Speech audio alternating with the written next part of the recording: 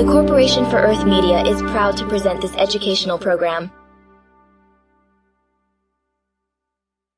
Produced in conjunction with the frontier scientists, engineers, and artists of the Kronos 7 expedition. South Scrimshaw is made possible through the support of viewers like you. Thank you.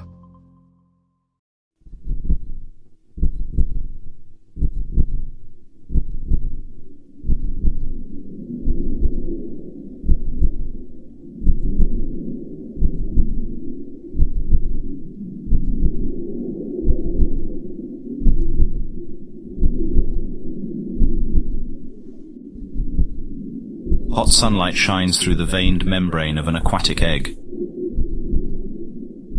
It was once carried in deeper, cooler waters of a more northern latitude. Now it bobs freely in a subtropical shallow. The consciousness dawning inside is prodded alert in discomfort.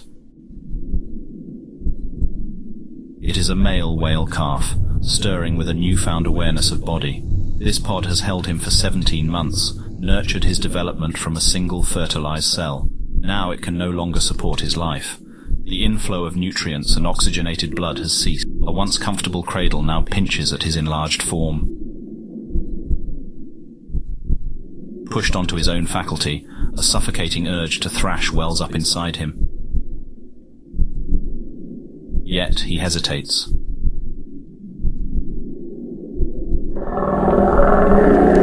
The song booms from the world outside.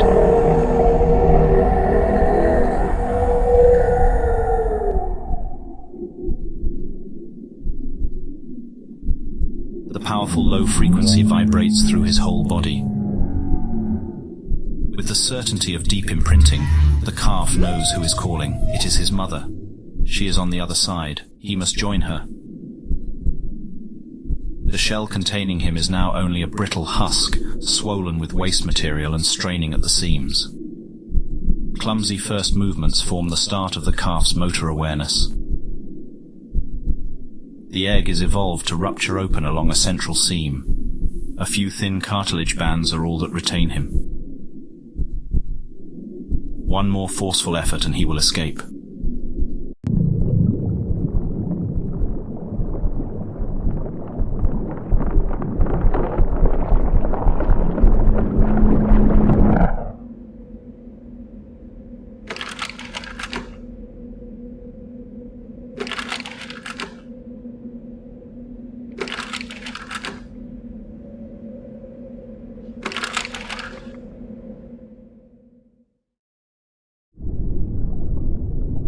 Technically speaking, the whale didn't hatch from an egg. Egg is something of a misnomer. While there are known egg-laying mammals, none of them are whales. There are 4 extant species of egg-laying mammal. They are the platypus, the echidna, the snorb, and the ribbon snore. This whale species has a placental connection to the mother while developing. Birthing shell is the term currently favored in scientific journals when discussing this style of external womb.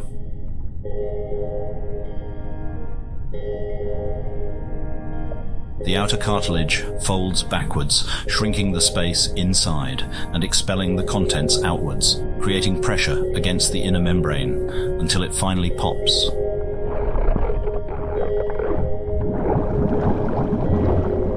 The calf spills out into the open ocean.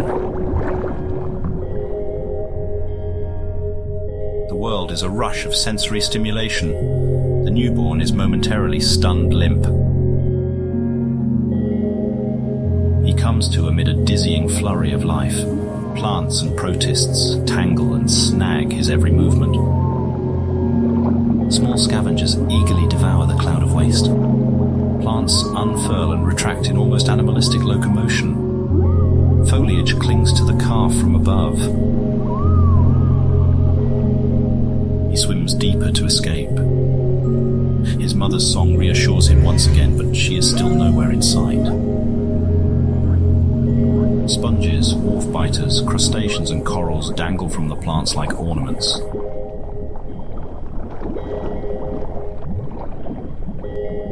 Plant is not a misnomer. These are true plants. As with so much else in biology, the origin of plants can be traced back to the water.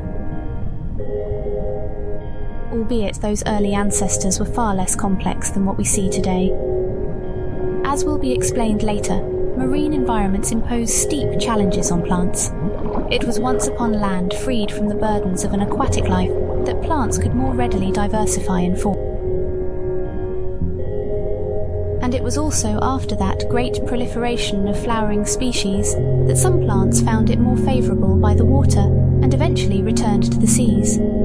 They are, in that sense, like whales.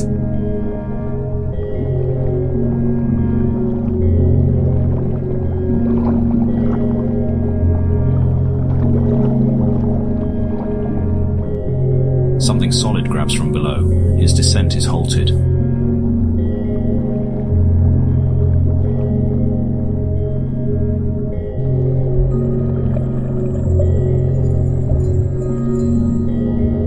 He's being lifted back towards the surface.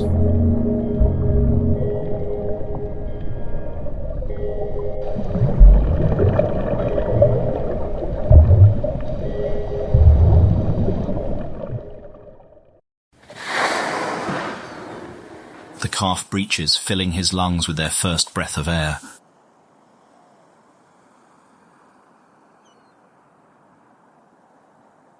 This is the breeding ground of his species. At the year's peak, this wide expanse fills with whales. But today our calf finds the surface empty, except for a very odd clump of plants.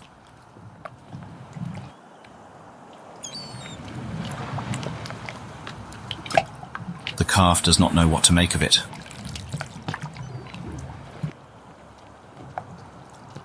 Equally disturbed and compelled, he stares transfixed. Plants continue to tickle his body just below the water. A resident waterbug examines him with equal skepticism.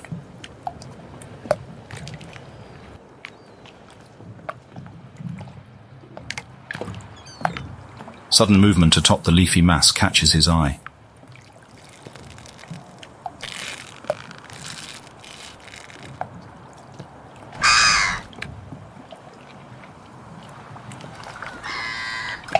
It's all too frightening for the little one. He retreats back under the surface.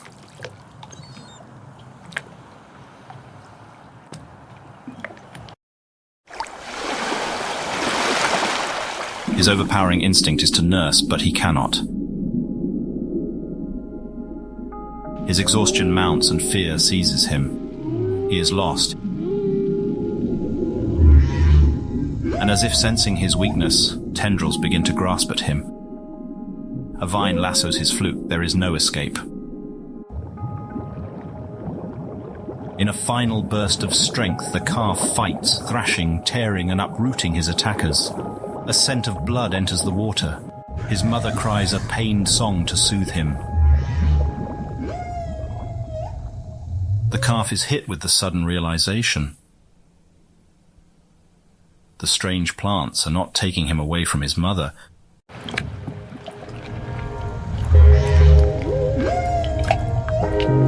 The strange plant clod is his mother.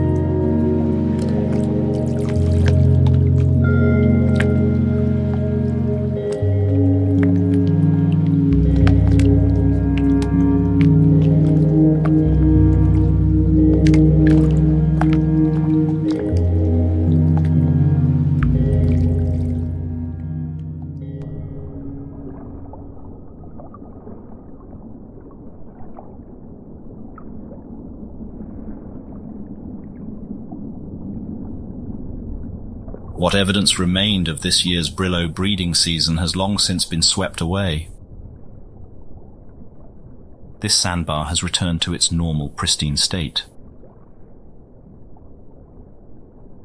save for one unusual pile of rocks.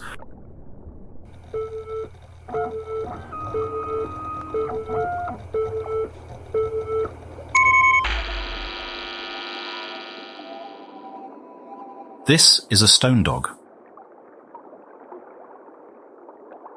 Somewhat like a hermit crab, this animal lives in a portable shelter of foreign material. It grasps together a shell scavenged of debris with its long limbs, and stone dogs mostly rely on ambushing prey from a camouflaged position.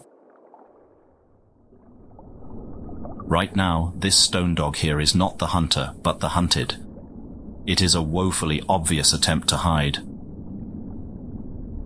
as the predator stalking it possesses one of the sharpest minds in the ocean. A quick check if the coast is clear. It isn't. Our whale calf wants to play, not eat. But from the stone dog's perspective, there's little difference.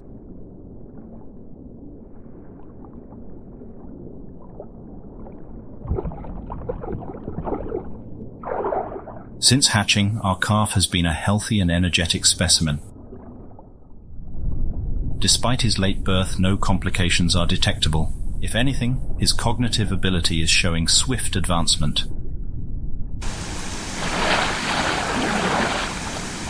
He is very fond of holding his fluke above the water surface. Scattered showers are currently moving through the area. The calf has been emerging frequently for visual inspection since the rain. He seems very interested in the weather above. A long call reminds him not to stray too far. Brillows have surprisingly keen vision above the water. The calf is quickly able to spot his mother. This is the farthest distance he has travelled from her. It is more than twice that of yesterday. Today was quite an adventure. Now, reminded of his mother, all this bravery seems to evaporate. He is suddenly anxious to be at her side.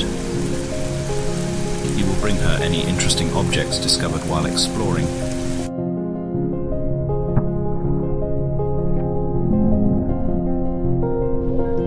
And boot it at her face. His mother is trying to rest off another bout of nausea. This play is a bit much.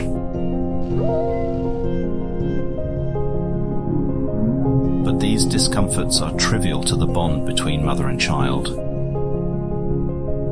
Our neural interface even shows a measurable relief in her symptoms during these interactions.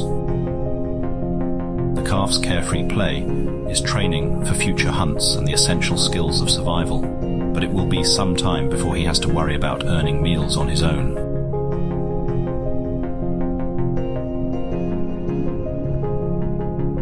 His mother's long, prehensile udders reach him through the thorny bramble.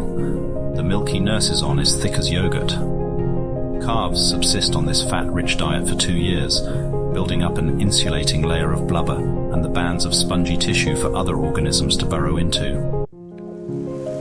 Here we arrive at what truly makes a Brillo whale such a remarkable specimen for study.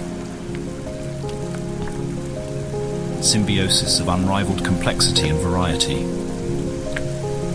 This female was initially selected for study due to her exquisitely beautiful exterior. The mammal is almost totally concealed within the undulating botanical mass.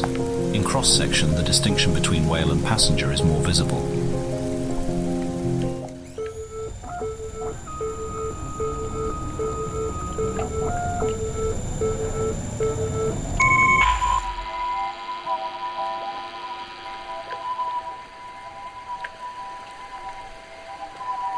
Unlike the stone dog shown earlier, this is not simply an external attachment of foreign material. The Brillo whale has an intimate connection to thousands of other living creatures.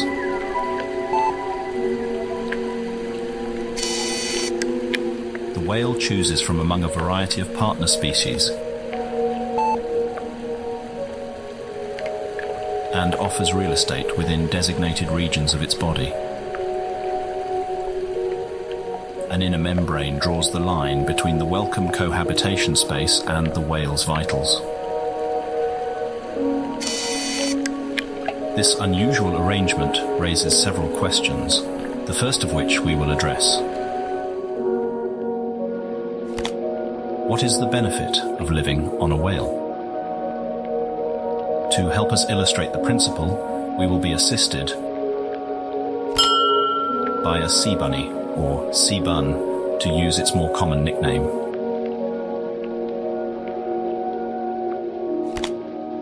The South Scrimshaw team has received very explicit direction from our producers, and we are to unequivocally clarify to viewers that the sea bun is not a real animal. The sea bun owes its creation to the original landing party of Kronos 5. Though the specifics are lost, the most convincing story is that it was something misheard over a shoddy radio connection. As those early years recede into contemporary legend, it is important to remember that the tales of hardship told by the first landing party are the pioneers were indeed isolated for 11 solar cycles. And it was not until the conclusion of the hostilities on Earth that the current biannual delivery schedule could be. The uncharted planet was a land of mysterious fauna and unknown environmental hazards. It was a time where technology seemed to suffer inexplicable malfunctions, while repair efforts were always undermined. The myth of the sea bun serves as caricature for the force of chaos, always at work when one's back is turned. Sea bunnies was a sort of shorthand for, I don't know what's wrong, it could be anything, including a cryptid. Among our seniors who were present at the time, one likened the expression to "here be dragons" on medieval maps. Another drew a parallel with Murphy's Law. Somewhere along the line, either as intentional jokes or honest misunderstanding of colourful communiques, word of sea bunnies repeatedly escaped the planet in a way interpreted as fact by those off-world. Compounding this misinformation was a popular hazing ritual where new arrivals were assigned to catch a sea bun for research, usually being given a butterfly net and sent somewhere isolated and moderately dangerous. A unique culture planetside encouraged the escalation of this practice, until a few near disasters brought a legislated end to the budding tradition.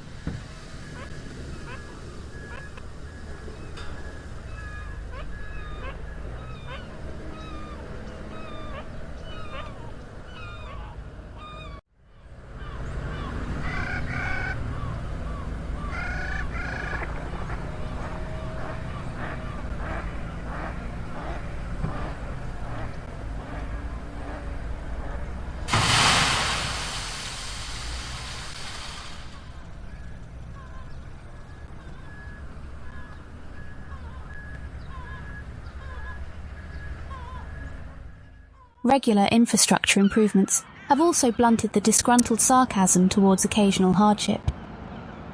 In recent years, the sea bunny is most defined by Will Voynich's cartoons. Given how entrenched the character has become in the popular consciousness here, we feel it appropriate that the sea bun help guide our exploration.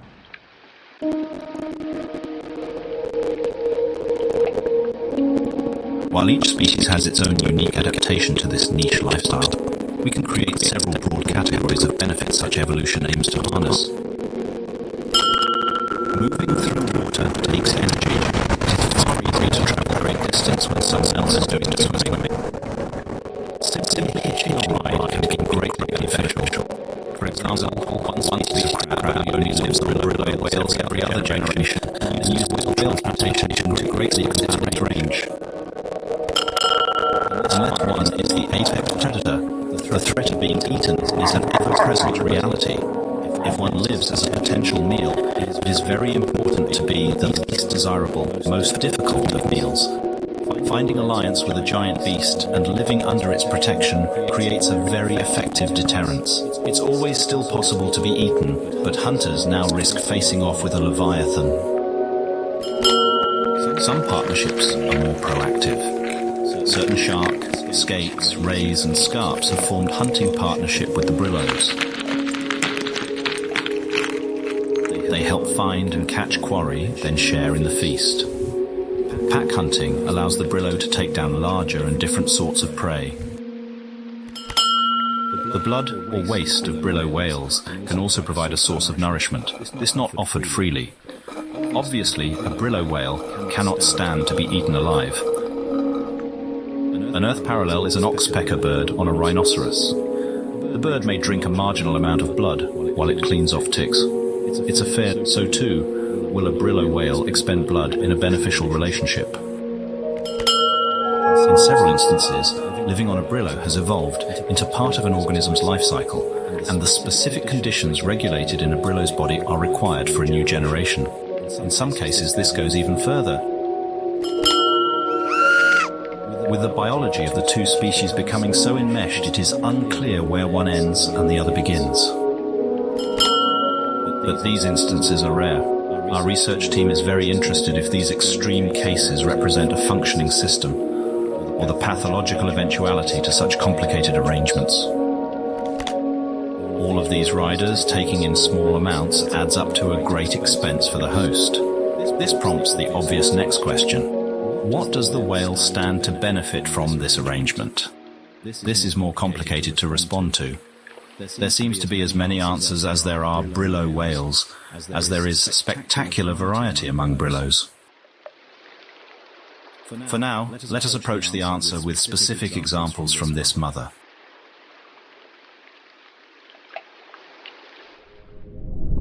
The most prominent feature along her body is the wide variety of photosynthesizing organisms.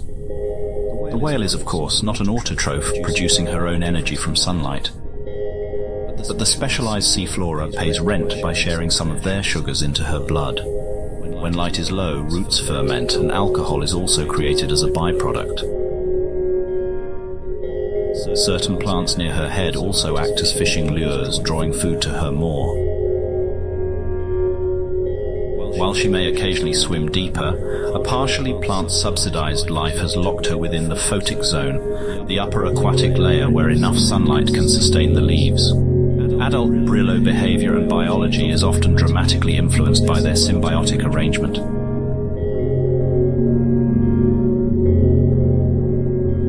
Here we see a blood trilobite.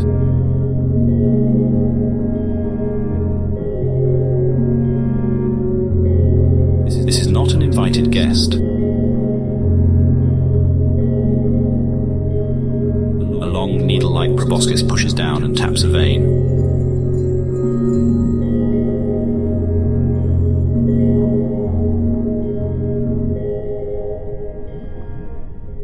Drinking in great volume and offering nothing in return, it is a true parasite. This is a job for the vellum worm.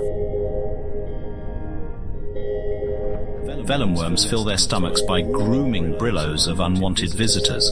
It is currently hypothesized that vellum worms distinguish the welcome from the attackers through smell and taste. Parasites have all been found to have elevated amounts of a bile-like brillo waste inside them. This mother brillo also has to worry about creatures browsing her lovely plants. Herbivorous fish attempt frequent raids on the leafy goods. This one is alone and quite oblivious. The vellum worm packs a powerful punch for larger animals. A neurotoxin-filled barb is shot into the fish's heart. It can only manage a faint muscle spasm before the venom completes its work.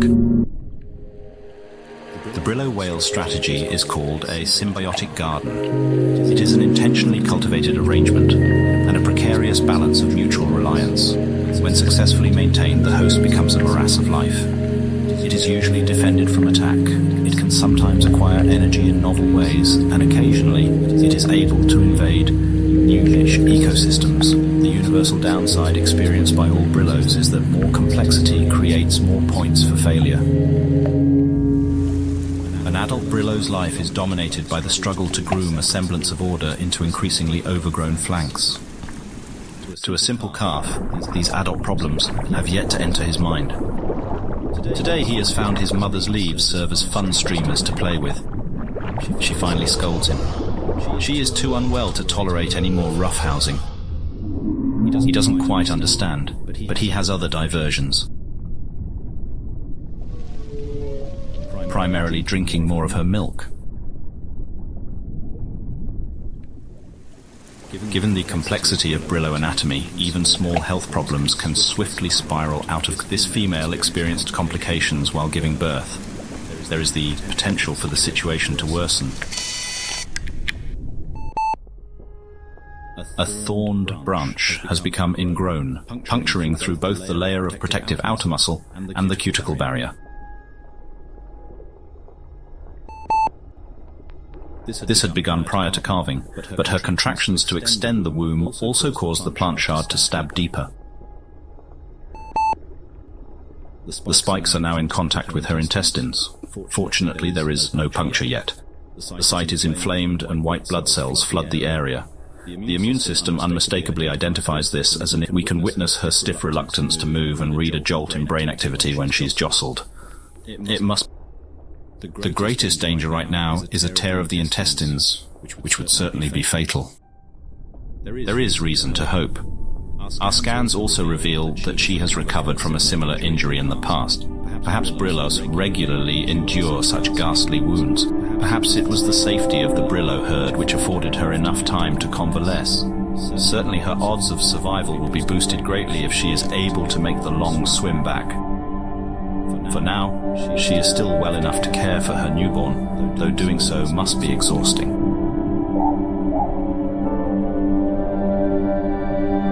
Judging by several physical indicators, this is most likely her first calf.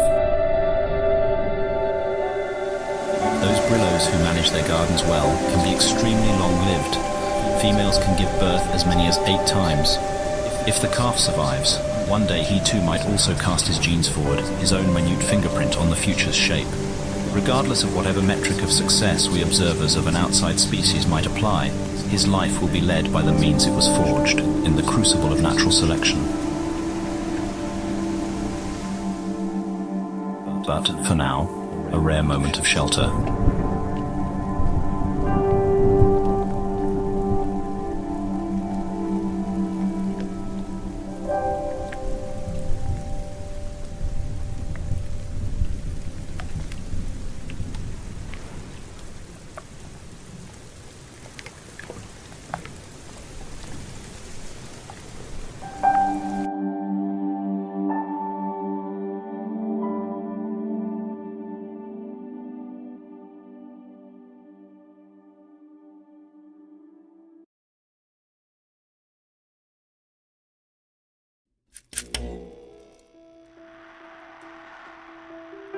This is a simplified map of the local ocean topography. The deep blue represents a fault line, the planetary scar where 2 tectonic plates meet. As with Earth, this land is a moving crust atop a globe of molten metal. The planet-shaping force of subduction pushed ground up above the sea.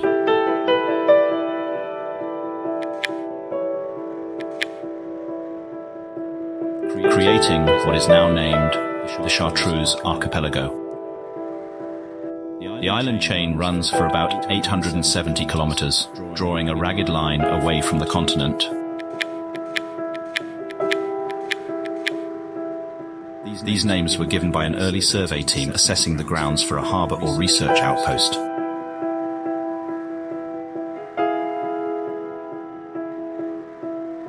The body of water created between the Scrimshaw Islands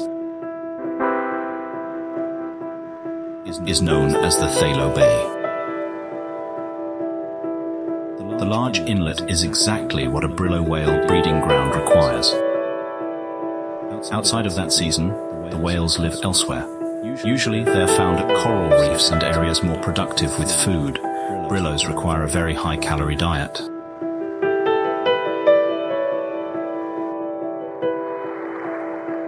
We now find our whales here, at the border to the Great Bathys Ocean. It is a bright day in early autumn. An unseasonable cold front chills the air.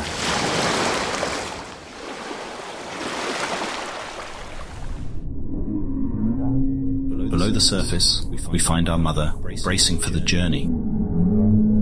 Judging by her mobility, her health has much improved. The delay is likely not related to her recovering wounds. The distance between the Thalo Bay and the southern reef is inhabited by many large predators. Many Brillo calves are taken in these waters. Her loud songs are searching for another Brillo's response. She has been making these calls since before dawn. She does not want to make this journey alone. The calf returns with a fresh lungful of oxygen.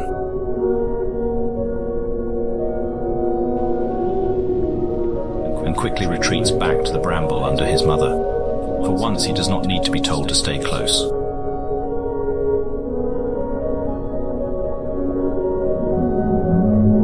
Undoubtedly, he can also read the change in his mother's behavior. And the unfamiliar place ahead is deeper and colder. Faintly at first, a new sound reaches them. His mother startles. They both listen. It's another whale.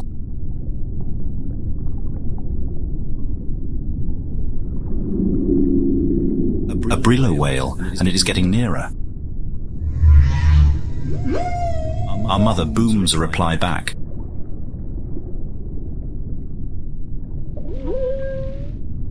The calf's curious nature starts to show itself again. He has yet to meet a Brillo besides his mother.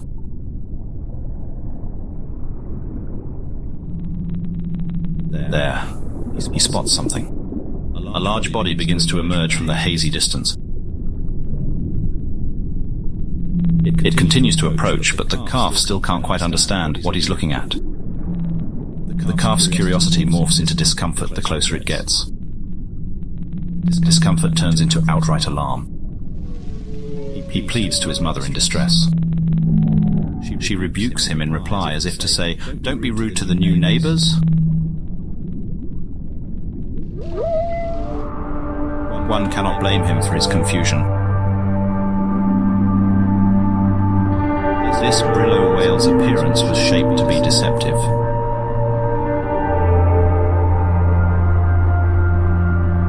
It is a beautiful and ghastly example of mimicry. The way the jaws gently undulate is startlingly believable. The grim exterior is the work of an important symbiotic partner.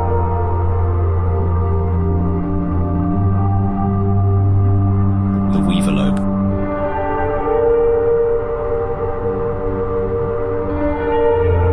These prodigious builders turn their colonies into terrifying scarecrows by spinning and sculpting ossamer. Water is channeled through the layered construction, swelling and emptying various pockets, creating animal-like locomotion. Our resident weaver lobe expert insists that the beastly facade before us here should have taken many decades to complete. It also seems unlikely that it was built from scratch on the whale's back. Perhaps if weaver lobes are able to relocate such structures, an established colony was simply carried on to the Brillo's back. Such a fearsome appearance does much to ward off predators. The reversed head may also help to confuse prey. We do not know why she was left behind, but this Brillo is a valuable addition to the ocean crossing. She too is a mother, looking to deliver her child to safety.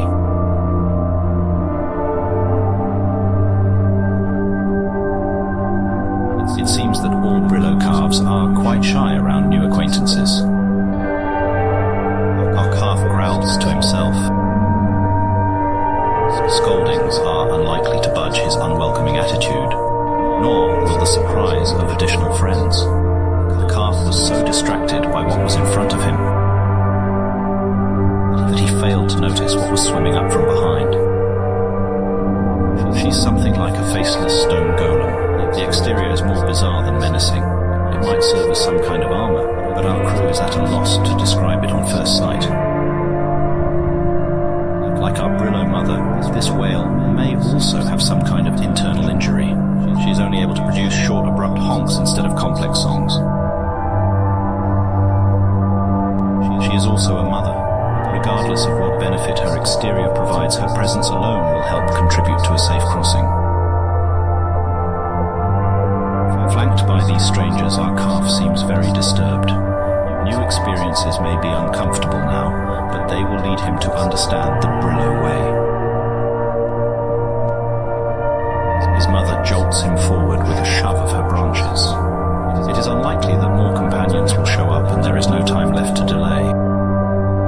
All following her lead, the 6 whales head out into the ocean to find their lost herd.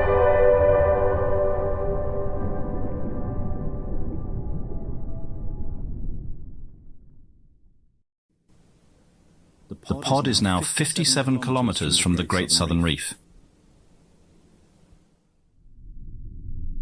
This is the final leg of their journey, and their path crosses over a wide abyssal track. The parent whales set the pace at a rigorous 6 kilometers an hour. They swim in a typical defensive formation, though with only 3 adults, it is not possible to fully encircle the youths.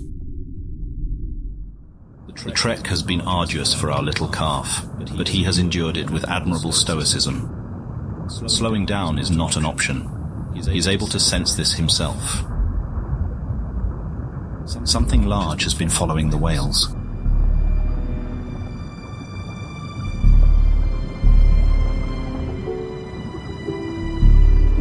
It first appeared in the early afternoon and has maintained the same steady distance ever since. Hours passed and the mysterious animal failed to approach or make any concerning moves.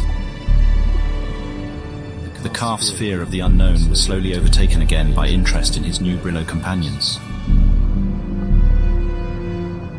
The stony-skinned mother whale and her calf now swim to his left flank. This calf was whining earlier, but seems to have calmed. The stony mother's outer surface has slowly morphed shape throughout the day, greatly It is as if the exterior nodules are deflating. What mechanism triggers this change or how they shrink, we do not know. Overall, she is slightly more streamlined in form than earlier. Perhaps she can intentionally contract her shell for extra mobility.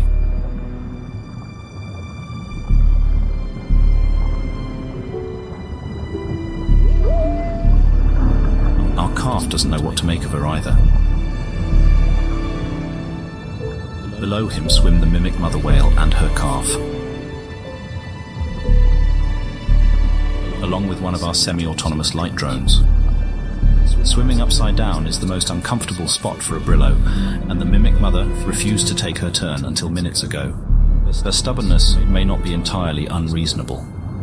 While upside down, her disguise as a wide-jawed monster appears to fall apart. The illusion of a toothy beast is currently broken. Our calf gets a reassuring hum from his mother. This always seems to quell his unease. He is safe within her nest of thorns. He must focus on swimming, but it's hard to ignore that ominous thing in the distance. This is a penumbra shark. It is the fastest marine animal on the planet. For the penumbra, 6 kilometers an hour is a leisurely pace. It could comfortably stalk the whales days on end. An apex hunter, patient with experience, it will preserve all possible energy for an opportune strike. Very much like a sailfish, penumbra sharks have a large dorsal fin along their back. This is kept retracted until the moment of attack. With several flicks of the tail, it vanishes from sight. Panic overtakes the whales and the defensive formation immediately breaks apart. Our calf looks down. The mimic mother has abandoned her post. Nothing stands between our calf and the open abyss below.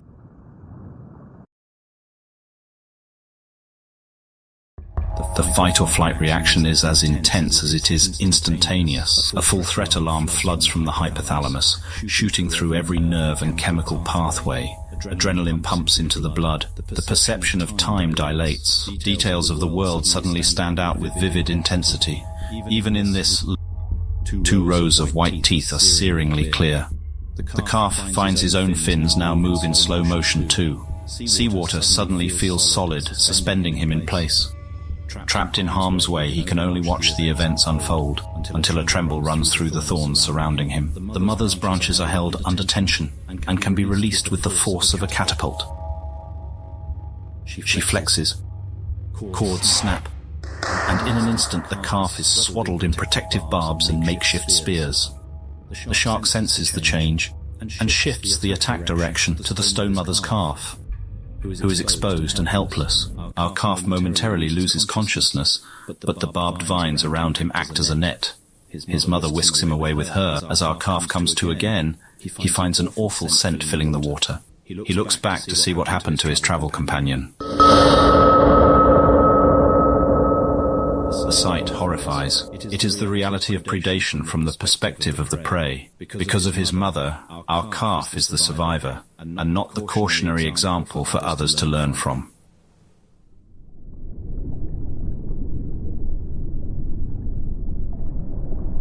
Less than 20 kilometers remain until the reef and the safety of their Brillo herd. The mimic mother races ahead, leaving the weaker whales to their fate.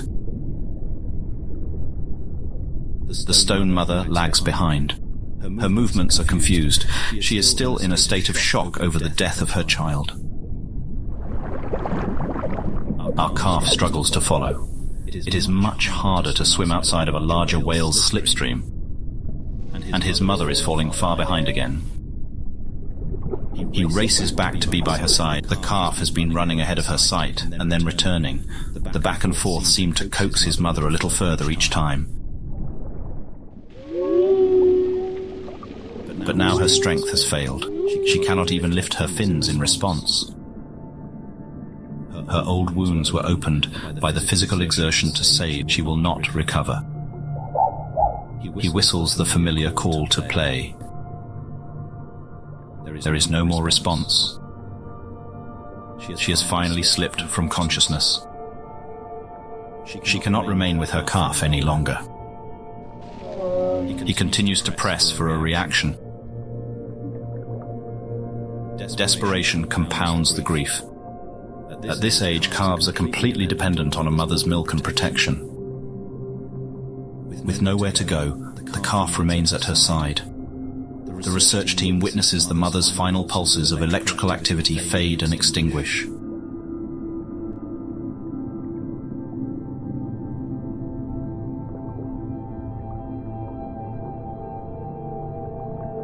There is a long pause.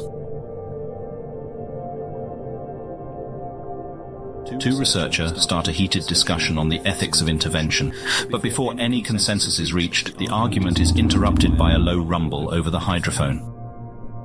The Stone Mother never left the area. She watches our calf from a distance.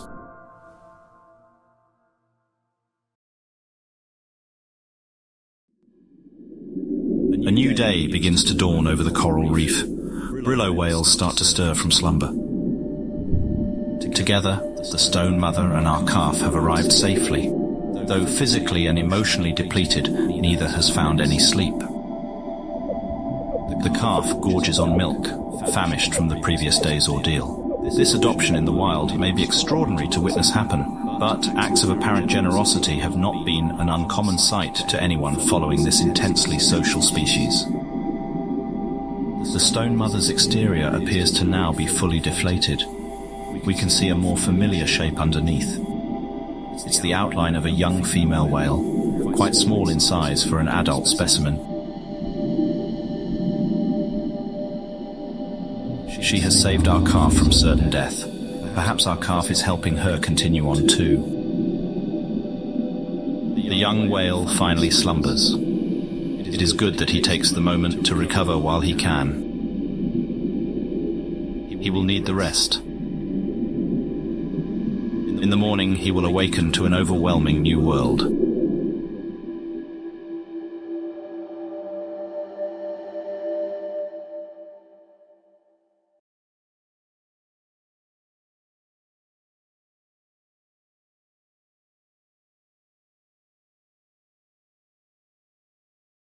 The miracle of Brillos is not that other creatures can live inside the whales. This sort of arrangement is not uncommon.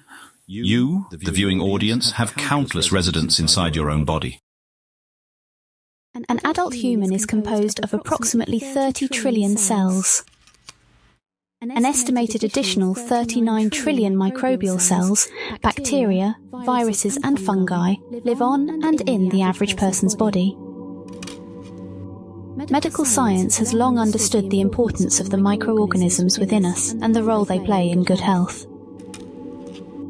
Interplanetary travel has elevated this research to the forefront of medicine. Alien atmospheres are a soup of microorganisms that Earth-raised animals have never encountered before. To the globe-hopping human, the radical change of biome is first felt in the gut, known as planetary dysbiosis, arrival sickness, or simply the drags. All off-world-born humans experience an immobilizing nausea soon after entering the new atmosphere. Even with the year-long acclimation program one undergoes in low orbit, the drags cannot be eliminated. Arrival procedure for all travellers includes a period of convalescence at Mercy Star Hospital. Dysbiosis symptoms last anywhere from 14 days to 6 weeks. The worst documented cases persisted for over a year and required intensive care. Pictured, limnologist and Ranger First Class Maria Ukichiro. Her 25-day recovery is documented as routine. In a message to Kronos Earth Branch cadets, RFC Ukichiro warns, "The initial headaches are too intense to get up and go to the bathroom. In the beginning, you'll mostly suffer on a bedpan. When food isn't coming up or out, you're forcing down a prescribed diet heavy in probiotics. I do mean forcing. The doctors require you to eat certain amounts every day, no matter how nauseated it makes you. Don't think that the kind nurses will let you skip meals either. Your spoon or their tube. Only thing you get to decide." The cuisine here is dominated by fermented and preserved foods. You can blame the past shortage of home refrigeration, state of the grid, whatever. Point is, when you inevitably smell yogurt or sauerkraut later, you'll feel violently ill and want to die. Every off-worlder goes through that. You'll get over it. See you soon, rookies!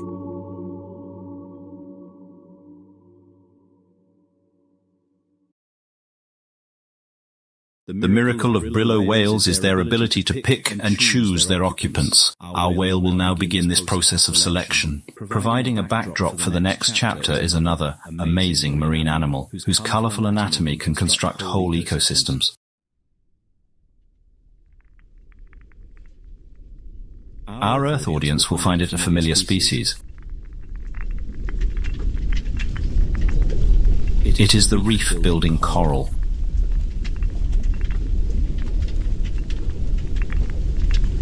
A Bikili fish gently picks her way along a mountainous path of calcium carbonate exoskeletons.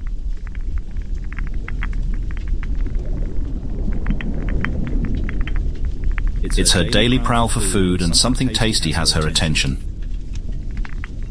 Plump, bite-sized greebles are entrenched in the nooks below. It'll take her quite a bit of work to pry them out. As the Bikili calculates the best approach of attack,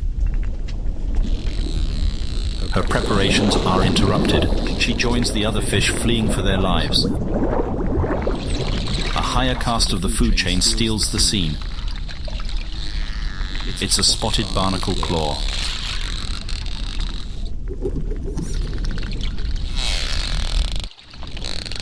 One powerful yank extracts the entire colony hiding below. The host Brillo whale groans with dissatisfaction. This isn't a meal fit for a leviathan. They will continue browsing for something more substantial. Our whale watches the drama unfold from a safe distance, somewhat perplexed. In the 6 years since we last rejoined him, the Great Reef has not run short of new surprises. From near and far, one can hear the calls of unknown Brillos bounding off these cavernous walls. At least he still has someone familiar to rely on. His adoptive mother is usually out of sight, but never too far away. She has changed quite a great deal since we last saw her. Perhaps in response to the Penumbra shark attack, she has undergone a zealous application of eye spots to her figure. While not as outwardly apparent, our young whale's body has undergone an even more radical change. His skin skin layers and immune system have fully developed and are ready to host other species. This dermatological puberty is the crossroad. He must decide what sort of Brillo he will become.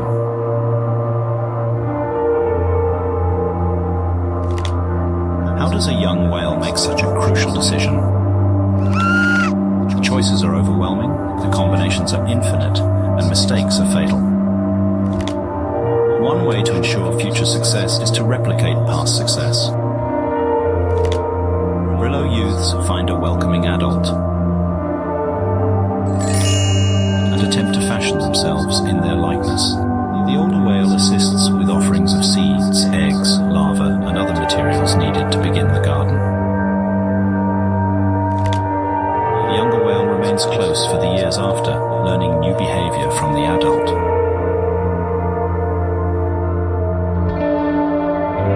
Not every option available to a young whale is desirable. This old-timer is welcoming, but our whale is visibly uncomfortable. It isn't hard to imagine why. But on the other hand, another young Brillo might happily accept this body plan. What shapes such individual preference? Realistically, there are far too many influences to chart, but from our limited data, there is one factor that stands out. We estimate that half of Brillos choose to replicate their own mothers. Our whale displays this preference towards his biological mother.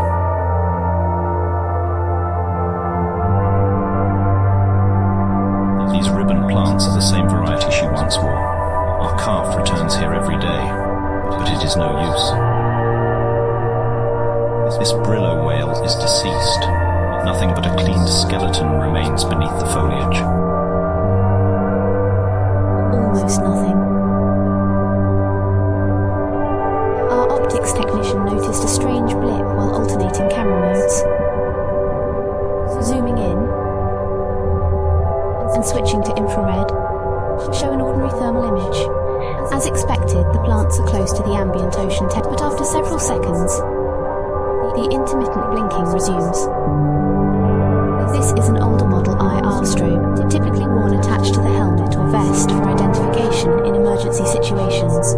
Upon retrieving the device and referencing the serial number, we can. This deceased whale was the first Brillo ever encountered by humans. The story dates back to the early days of Outpost Zeta's construction. A fishing boat captain ignored an ominous weather forecast and went to sea collecting crab traps. Conditions deteriorated faster than his optimistic assumptions. The boat was smashed by a wave while returning to harbour. In the aftermath, 2 deckhands were found missing. Lodestar 1, a heavy aerial command ship able to withstand the violent winds, took off from Vajrapani Airport to begin the search. Scanning the rolling road below, aided by GPS tracker and IR, they were together and clinging for their lives to some unidentified debris. The airplane circled in the turbulent sky above, tracking the man until a rescue helicopter could arrive. After further storm-related delays, RRH-307 Kingfisher launched, flying low to keep beneath the still formidable clouds. The following are archive recordings from that day. 307 Kingfisher. Go. 307 Kingfisher, we've updated your arrival coordinates. Confirm you've received. Solid copy, Lodestar. Received. Briefing said our guys were hiding in a cave. Is there a PIW? Negative. Survivors are inside some kind of raft. It's the raft that's now moving. Roger. Okay, got eyes on it now. Visual on the survivor, Captain. Altitude. Altitude. I see him. I'm gonna bring it close as I can. Our guy won't be swimming far with these waves. Altitude. Altitude. Almost directly over him. Forward 15 feet. Hold. Holding. Rescue diver's checklist complete. Sending him down. He's in. Video link is live. Heads up, Kingfisher. A couple big waves are headed your way. I think he'll make it to the raft before the swell hits. 10 seconds. Only seems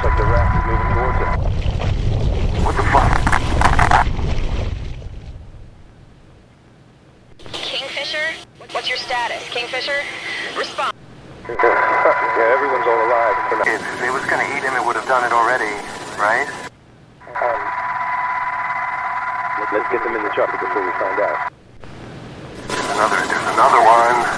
Great. Lodestar, any thoughts? Felix, I don't think there's any protocol for this in the handbook. Yeah, hold steady for a moment. I think they're coming to us. Hey, can we keep her dead? If you want to see monsters, then you'll have to see them walk yourself. Oh, shut it. You think I'm not old enough to care for a pet? Driver's headed back down. Second rescue in progress. 307 Kingfisher. Lodestar is peeling off. Good work. Much obliged, Lodestar. We'll include you in the highlight reel. Thanks.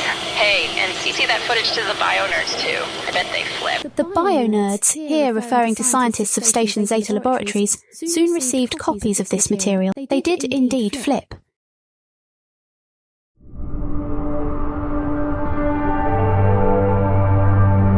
While it is interesting that the garden can partially survive on, none of it can be transferred without the living adult to help.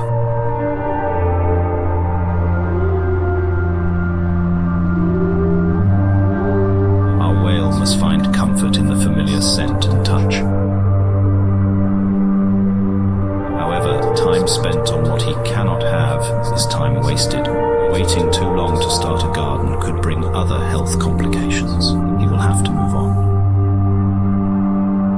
Our whale goes on a search for another plant-based Brillo. For reasons unknown, such Brillos are conspicuously absent this season. It seems as if anything resembling his mother has migrated elsewhere. One single exception is discovered.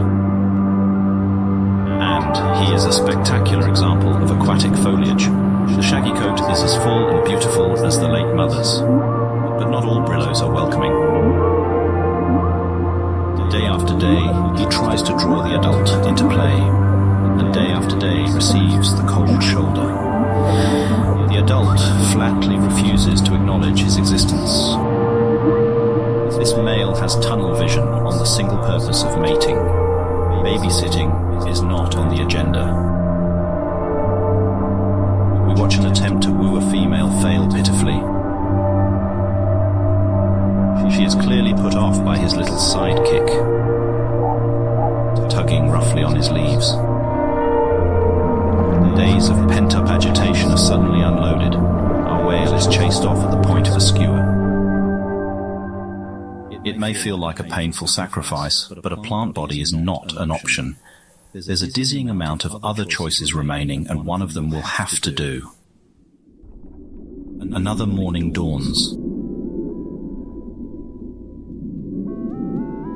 The nocturnal animals have returned to slumber, and the frantic energy of diurnal animals resumes. For our researchers, every day following the whale is a journey into an uncharted wilderness. Only a small fraction of the species here have been recorded. And there is so much inexplicable behavior to document. Recent discoveries have centered on the varieties of coral present. The reef itself is now understood to be a multi-layered structure. Progress and knowledge march forward through tireless work, but we often share in our young whale's bewilderment. Who is this? What is on his head? What is going on? We do not know. Our whale runs away, and we simply follow. One afternoon, it seems our young whale's persistent searching has been rewarded. A loud song heralds him from the distance. A Brillo hunting party returns. Their high spirits means that all had a good kill. The group's leader is calling to our whale. Our youth remains in place but allows the adult to approach. These whales are sophisticated pack hunters. The Chowper, a stupid but friendly shark, totally accepts the Brillos as their own. Compared to the painful transmogrification other Brillos endure, this silky costume is minimally invasive and provides maximum returns. And it's a plant. This successful symbiosis strategy is limited only by the pack's willingness to share it with others. An open invitation from the leader is a golden opportunity. Something isn't right.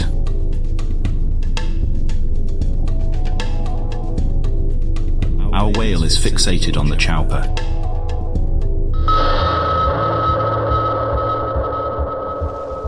It is a tragedy that our whale seems unable to tolerate sharks of any kind. He flees. Over the weeks, we observe our subject whale becoming increasingly distressed. It is critical he suppress unpleasant feelings and adopt a symbiosis plan. A Brillo whale cannot survive unplanted.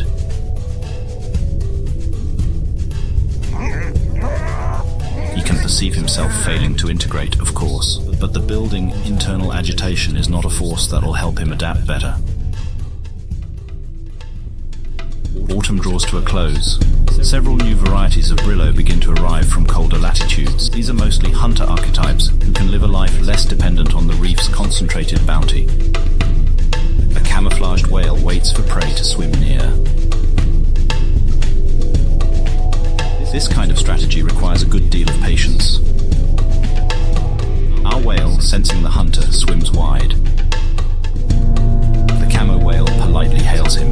Other Brillo whales aren't the target of his trap. Our whale replies with mistrust and leaves. Something is wrong.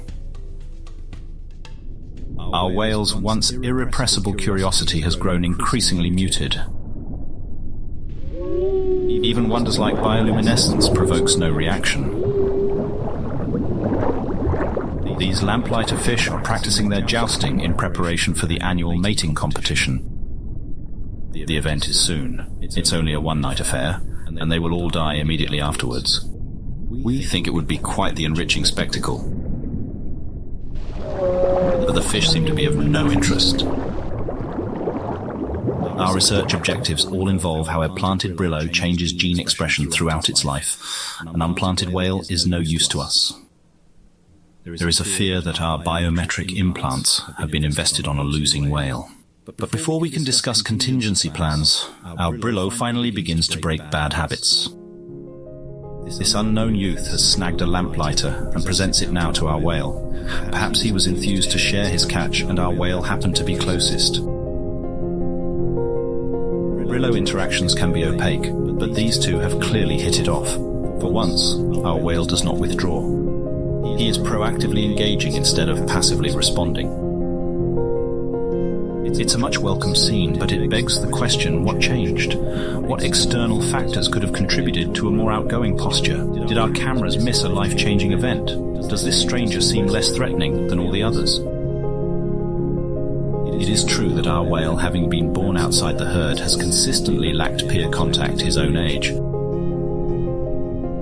Young Brillos cannot transmit garden organisms between each other, so the interaction here probably feels less fraught than it might with an adult, who could permanently dose him with life-altering symbiosis. We hypothesize that juvenile Brillo association is a necessary prior step to adult interaction. Regardless of how correct this assertion is, it successfully buys our study additional time. The two whales spend the rest of the day playing and are still chasing fish together when we leave them. Night falls, but our whale is not asleep. GPS coordinates show he's swimming. As his aberrant behavior is still under scrutiny, the team moves to investigate. A spotlight is aimed overboard. We discover more than just our whale. He is traveling with a pod of other youths. They all sing with curiosity at the sudden lights shining from above. We cut the power to avoid further disturbance. It's soon clear where the Brillos are headed. The first glimmers of action appear in the near distance. The night of the lamplighter fish has begun. The ocean starts to flash brilliantly as males battle for the attention of females. The weak are pierced open, spilling bioluminescence into the water.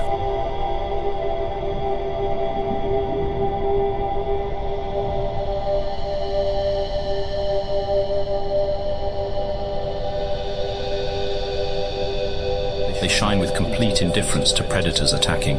Known as predator satiation, there are simply too many to all be eaten.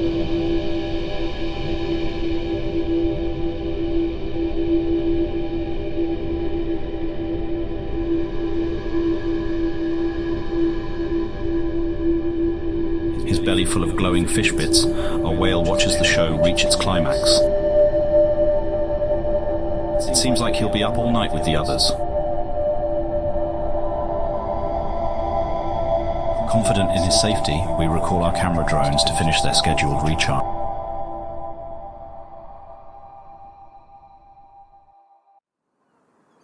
By blocking wave activity, the barrier reef creates a wide lagoon behind it. The placid water stretches for several kilometers before being overtaken by a mangrove forest. Parts are so shallow that they become exposed to air at low tide. At high tide, other areas are deep enough for a troublesome young whale to get lost in.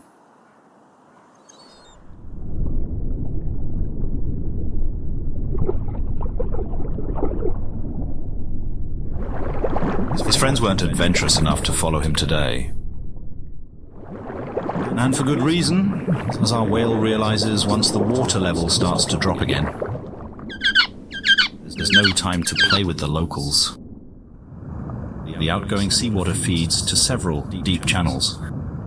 Whisked through the trenches, our whale rides the rip current to safety, with no control over where it's taking him. After a lengthy ride, he spat out far from where he began. This is the end of the Great Reef. It's exposed and dangerous territory, but our whale can't help himself from having a look around. There's a sudden realization that he's being watched.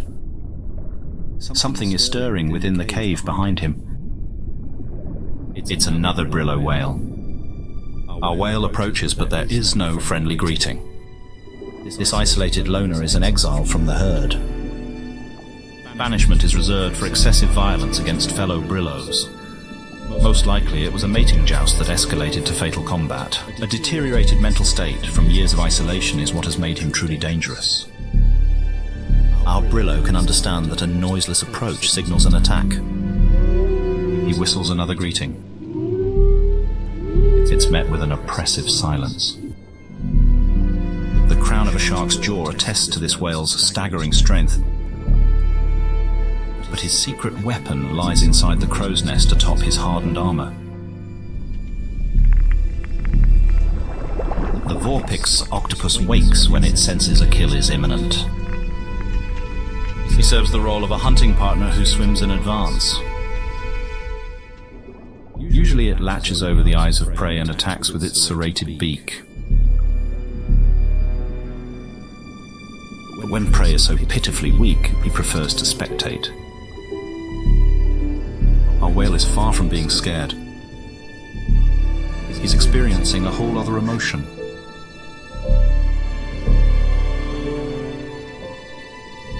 He knows. This was unexpected. Abandoning caution, the calf sings and plays like he's found a new friend. He goes in for a nuzzle and the harsh exterior cracks. How long has it been since the old-timer experienced any warmth of companionship? Maybe having a little apprentice killer won't be so bad. He grunts, struggling to remember a song that isn't also a threat.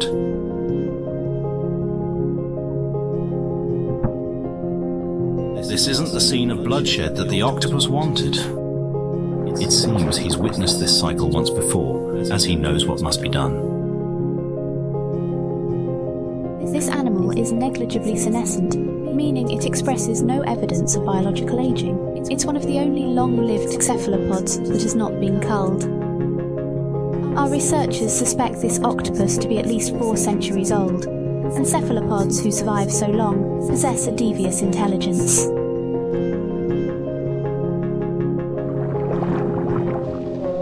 The Vorpix presents our whale with a living piece of the armor plating.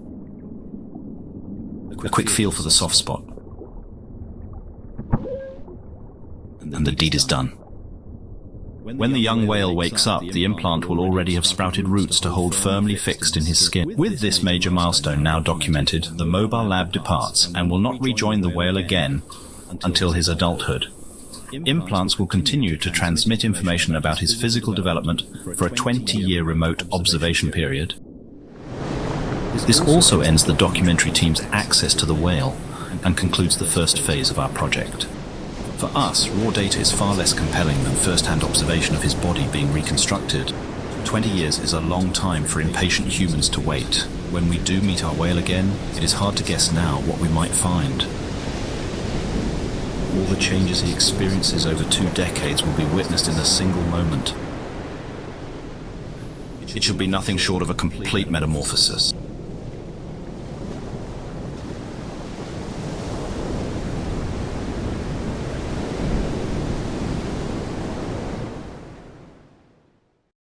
This concludes South Scrimshaw Part 1. Please keep designated channels open for the transmission of Part 2.